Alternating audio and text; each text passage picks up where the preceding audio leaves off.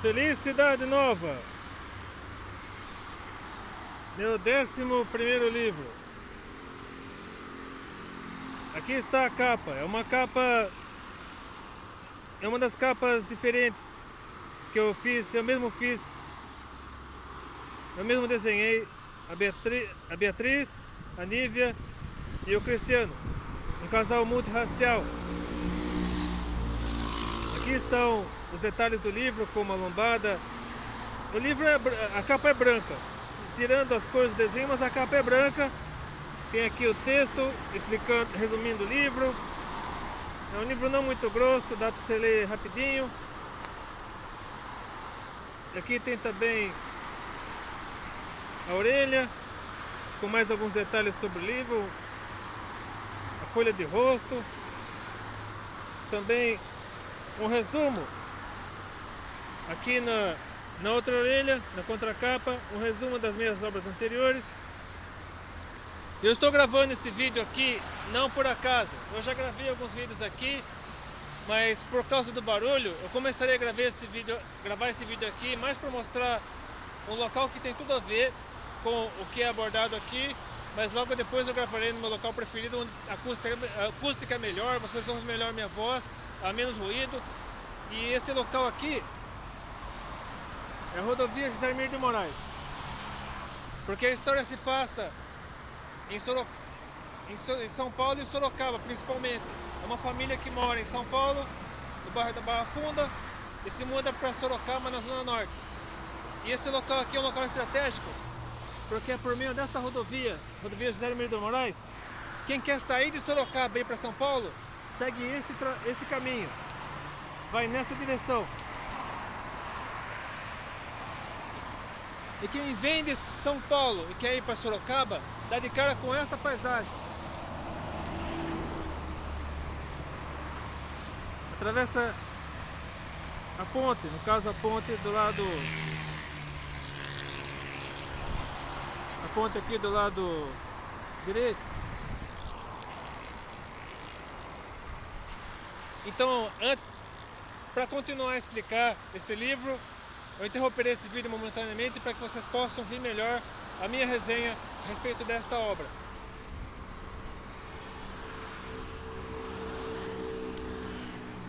Aguarde só um instantinho.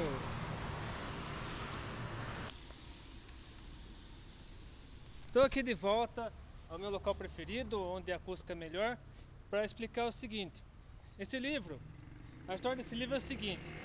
A Beatriz Barros é uma cantora que foi protagonista do meu primeiro livro, Espelho Côncavo, juntamente com a irmã gêmea dela, Denise Velasquez. E é uma cantora já com 15 anos de ministério, como cantora evangélica. Ela está com a vida estabilizada, morando num condomínio vertical lá da Barra Funda, na zona oeste de São Paulo. E aí de repente surge a oportunidade, ela descobre na internet que há uma casa à venda na zona norte de Sorocaba, que é a cidade onde eu nasci, onde eu moro até hoje. Ou seja, ela tem a oportunidade de sair da capital após uma vida estabilizada. Só que tem um detalhe, ela faz parte de uma igreja que fica na zona leste. Ela tem que atravessar a cidade. Deixa eu só conferir aqui o esboço, porque não dá para decorar tudo, às vezes tem que anotar alguma coisa. Antes,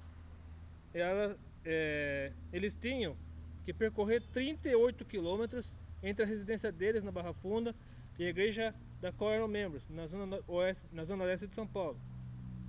Então, eles faziam parte de uma igreja na zona leste e moravam na zona oeste. Tem que atravessar a cidade praticamente, percorrer 38 quilômetros. Só que aí, essa casa em Sorocaba tem uma igreja bem em frente. É só atravessar a rua. Se antes eles tinham que percorrer de carro 38 quilômetros, passando por trânsito, demorando uma eternidade para chegar até a igreja, agora eles poderiam só atravessar a rua e ir para a igreja. Só que tem um detalhe, eles eram de uma denominação e tiveram que mudar de denominação, ou seja, eles continuariam os evangélicos fazendo parte de uma igreja evangélica, a Beatriz, no caso, o Cristiano, o marido dela, e a Nívia, que é a filha adolescente do casal. Só que eles teriam que mudar de denominação. E o irmão mais velho da Beatriz é um ferrenho defensor da sua denominação. É um dos defensores mais ferrenhos da sua denominação. E é claro que se você quiser saber de quais denominações estou falando, você tem que ler o livro. E ele fica... você verá, eu não quero dar muitos spoilers, mas enfim, acontecem conflitos familiares por causa dessa decisão. E existe o velho preconceito entre capital e interior, porque ainda hoje existe preconceito entre quem mora na capital e quem mora no interior. E preconceito social também, porque eles sairiam de um bairro de classe média de São Paulo para morar num bairro popular de Sorocaba, no interior de São Paulo. E, ou seja, a vida, o círculo social deles mudaria radicalmente. E isso geraria conflito dentro da própria família da Beatriz. Sem falar que a Nívia, ela estudou a vida inteira dela, ela morou a vida inteira dela na Barra Funda, num bairro de classe média, e estudou a vida inteira dela numa escola particular. Aí ela terá que estudar, ao se mudar para Sorocaba, ela teria que estudar na escola pública do bairro onde ela passaria a morar em Sorocaba. Ou seja, ela teria que mudar, ela seria com certeza, por ter estudado a vida inteira dela numa escola particular, ela chegaria com um nível de ensino, com um nível intelectual muito acima dos seus colegas. E sofreria bullying, sofreria pressão, seria zoada e sofreria até tentativa de estupro, atentado, enfim. Passaria por diversas dificuldades. E a Nívia, no caso, é uma personagem que surgiu também. Ela nasceu no meu primeiro livro, praticamente, no livro Espelho Côncavo, nasceu, e neste livro, Felicidade Nova, ela chega à adolescência, ela finalmente chega, completa seus 14 anos, e aliás, é um livro que destaca a chegada à adolescência da geração 11 de setembro, ou seja, a geração que nasceu em 2001, ano dos atentados terroristas nos Estados Unidos, a geração que nasceu naquele ano, neste livro Felicidade Nova, essa geração chega à adolescência.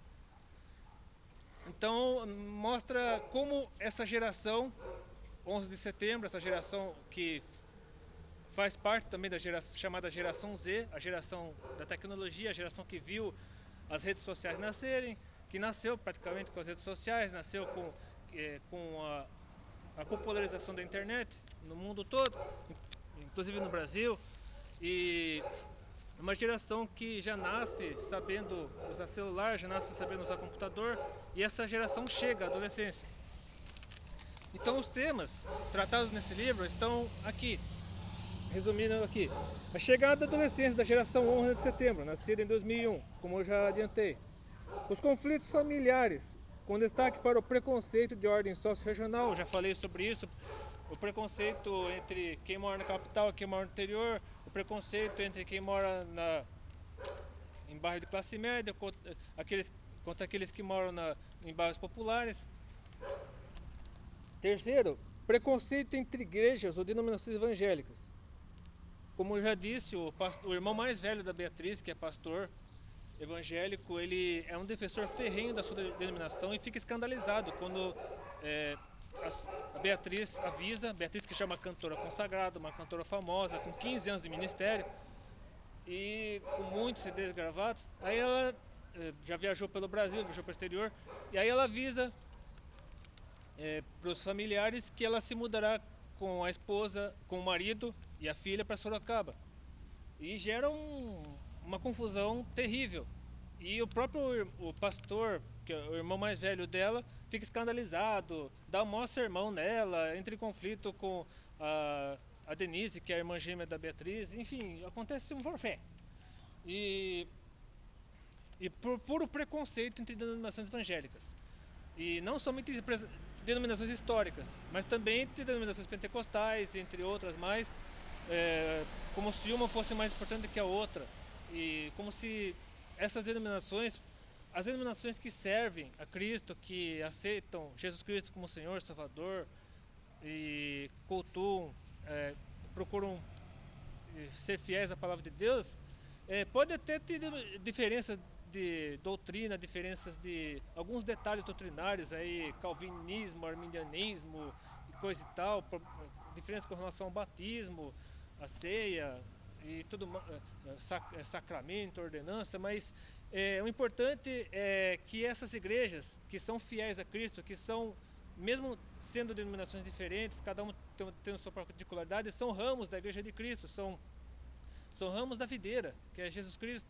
O importante é que elas permaneçam, apesar dessas diferenças, que elas permaneçam unidas. Então, esse livro também, esse meu 11º livro também enfatiza a necessidade dos evangélicos, dos cristãos, aqueles que professam de Jesus Cristo, se unirem em prol do evangelho, para levar as boas novas de Cristo, aqueles que estão perdidos, aqueles que estão no mundo, nas trevas do pecado. Outro assunto abordado nesse livro é a adaptação com a mudança de endereço, especialmente da capital para o interior, como eu já adiantei, porque não é fácil para uma pessoa que viveu a vida inteira na capital, de repente se mudar para o interior, ter que mudar uma série de coisas, uma série de rotinas, porque a rotina de quem mora em São Paulo é bem diferente da rotina de quem mora em Sorocaba, apesar de Sorocaba ter crescido muito, teve problemas semelhantes ao de São Paulo, em muitos casos, mas são cidades diferentes. A vida noturna, por exemplo, é bem diferente. O deslocamento, o transporte, deslocamento por meio de transporte coletivo tem várias mudanças, tem suas diferenças e uma série de outras coisas, infraestrutura e tudo mais. Violência urbana, em especial no ambiente estudantil, bullying, abuso sexual, tráfico de drogas, isso infelizmente isso acontece no Brasil inteiro. Mas aqui no caso, estamos falando da violência urbana, principalmente no meio estudantil, no caso do Fundamental 2, que é o que está sendo enfocado aqui nesse livro. Que é que a maioria dos adolescentes, eles chegam à adolescência quando já estão terminando o Fundamental 2, entre a 8ª e a 9ª série. Estão quase entrando no ensino médio. Assim, aquela transição realmente que é época da espinha na cara, dos hormônios em ebulição, aquela época de tantos conflitos e tantas escolhas, e o que eu farei da minha vida, não sei o que, não sei o que. E a família muitas vezes é omissa e se distancia do adolescente, o adolescente se distancia da família, ele fica enfurnado nas redes sociais, na internet, no videogame e tudo mais, ou seja, é uma época de muito conflito na vida do adolescente e que esse livro evidencia a importância da família, dos pais em especial, e também da igreja na condução do adolescente no caminho certo.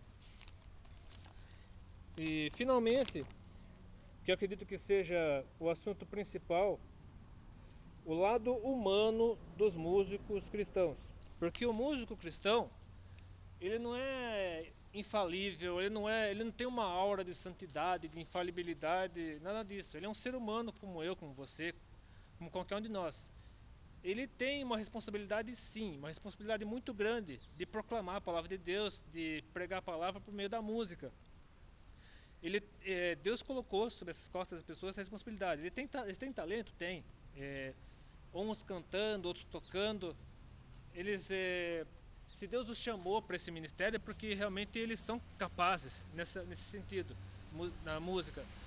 Mas isso jamais deve servir de pretexto para que eles se vangloriem, para que eles se envaideçam, para que eles acreditem, eles se sintam mais superiores aos demais. E o pior é que os seguidores os admiradores desses cantores, que infelizmente acabam se tornando fãs, eles acabam incentivando essa idolatria, essa tietagem. Porque antigamente era só autógrafo, os cantores davam autógrafos, hoje é selfie. Hoje a pessoa faz assim, faz biquinho, aquelas poses esquisitas.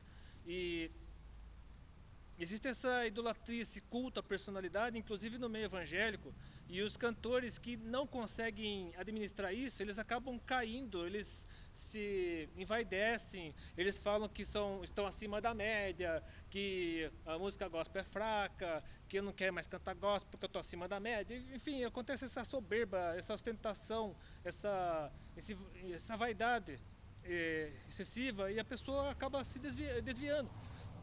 E o importante, então, no caso, é nós orarmos pelos músicos cristãos, é nós procurarmos colocar as vidas desses músicos na mão de Deus, porque eles sofrem tentações diárias, principalmente no que diz respeito à vaidade, a idolatria de muitos que se dizem admiradores, mas na verdade são fãs, estão cultuando o cantor como se estivesse colocando esse cantor no lugar de Deus.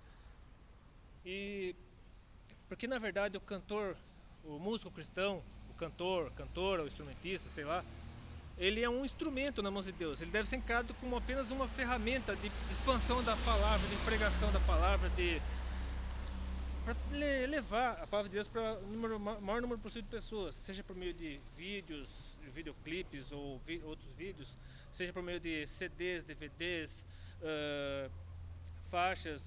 Agora está na moda ver músicas pela internet, os CDs, inclusive. Acredito que daqui a alguns anos deixarão de existir, as músicas estarão disponíveis só pela internet, tem que baixar a internet, comprar, enfim. Até na música gospel isso está acontecendo. E tem as apresentações que eu encaro como viagens missionárias. O cantor gospel não tem turnê, cantor gospel tem viagem missionária. Alguns acabam transformando em turnês, mas na verdade o cantor gospel, músico cristão, tem viagem missionária. Mas é um assunto muito complicado porque o cantor cristão, o músico cristão, ele é um ser humano como qualquer de nós, sujeito às mesmas falhas, as mesmas dificuldades. E a Beatriz, no caso, que é essa personagem aqui de Olhos Verdes, esposa desse pianista negro e mãe dessa mulata aqui, que é a Nívia, e ela passa por diversas tribulações, por diversos problemas. Ela é incompreendida, ela assume posturas que muitas pessoas acabam se escandalizando com essas posturas, mas tudo tem uma explicação, tudo tem um porquê, mas muitas pessoas não entendem, muitas pessoas a criticam, zombam dela, xingam, enfim, acontece uma série de coisas. E sem conhecer, sem saber exatamente o que se passa pela vida da pessoa. Enfim, é um livro para fazer você pensar.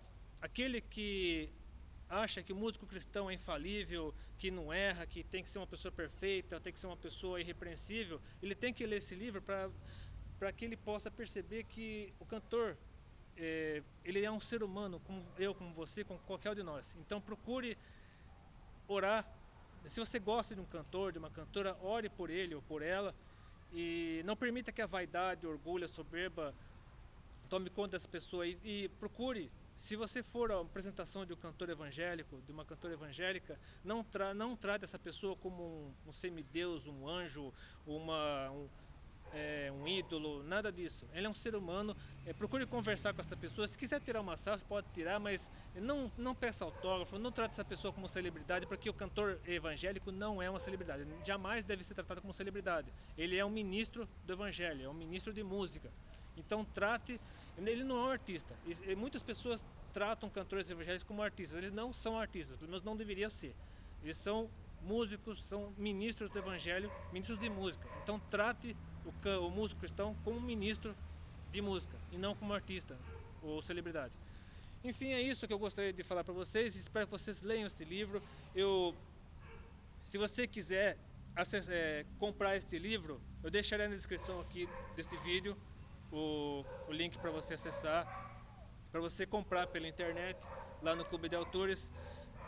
Seja você de qualquer lugar do mundo, more você em qualquer lugar do mundo, esse livro pode ser você pode comprar pelo correio. Esse livro chega até a sua casa, até o local do seu trabalho. Se você quiser dar de presente para alguém, você pode. Enfim, onde você estiver, você pode receber esse livro pelo correio, do lugar onde você estiver. E é só acessar aqui embaixo, aqui na descrição do vídeo, o link para comprar o seu exemplar. E recomende, compartilhe, curta esse vídeo, compartilhe, divulgue para o maior número possível de pessoas nas redes sociais, em todas as redes sociais, Facebook, Twitter, Snapchat, até no chamado Tzu, que é a rede social que está bombando no momento. E, enfim, onde você puder. Então, que Deus o abençoe, que esse vídeo possa ter feito diferença na sua vida e que esse livro também possa ser usado por Deus para fazer diferença na sua vida. Um grande abraço, que Deus abençoe. Não se esqueça de curtir, compartilhar esse vídeo, inscrever-se no meu canal, adicionar esse vídeo nos seus favoritos. Que Deus abençoe, até de repente, se Deus quiser. E fique com essa plantinha linda, maravilhosa.